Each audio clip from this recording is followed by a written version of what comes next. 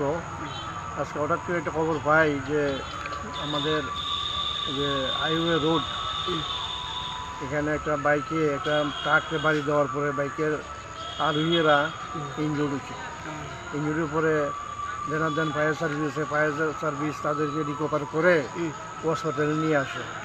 যাই হোক, আসার পর দেখা গেল তাদের আঘাত এত গুরুতর নয়। তাদের নাম, তাদের বাড়ি কমলপুর আলা আলী একজন, আর একজনের বাড়ি হচ্ছে আরেকজনের বাড়ি হচ্ছে কমলপুর মলয়া, আরেকজনের বাড়ি হচ্ছে আলা আলী। নামটা একজনের নাম হচ্ছে আব্দুল আজিজ, বাবা হচ্ছে আব্দুল মল্লিক, আরেকজনের আজমল খান, বাবার নাম হলো জেহের খান উদ্দিন। বয়স একজনের 23, আব্দুলের 23 বছর এবং আজমলের 19 বছর। তাদের কিছু হয়েছে না।